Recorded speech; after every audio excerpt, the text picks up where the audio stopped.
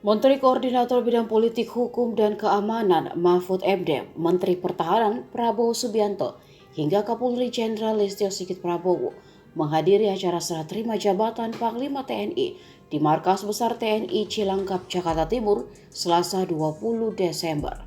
Pantauan di lokasi, usai Jenderal Andika Perkasa menyerahkan jabatan Panglima TNI ke Laksamana Yudo Margono, Mahfud MD yang pertama menuju panggung dan mengucapkan selamat kepada keduanya.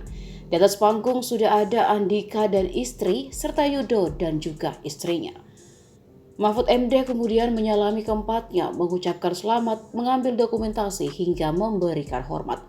Setelah Mahfud MD meninggalkan panggung, baru diikuti Prabowo, Listio Sigit, Wakil Ketua DPR RI Abdul Muhaimin Iskandar, Wakil Ketua DPR RI Lodewijk Friedrich Paulus, serta Ketua Dewan Pertimbangan Presiden Jenderal TNI Wiranto. Acara serah terima itu dimulai sekira pukul 10 waktu Indonesia Barat, kemudian ditandai dengan penyerahan bendera Tridharma Eka Karma sebagai lambang komando. Keduanya juga menandatangani surat terima jabatan Panglima TNI.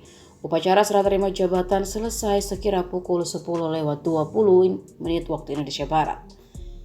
Sebelumnya, Presiden Joko Widodo secara resmi melantik Laksamana Yudo Margono sebagai Panglima TNI di Istana Negara, Senin 19 Desember. Pelantikan itu berdasarkan surat keputusan Presiden nomor 91 /TNI tahun 2022 tentang pemberhentian dan pengangkatan Panglima TNI yang dibacakan Sekretaris Militer Presiden Laksta TNI Hersan. Dengan pelantikan ini, Laksamana Yudo Margono resmi menggantikan Panglima TNI sebelumnya, Jenderal Andika Perkasa yang akan memasuki masa purna tugas.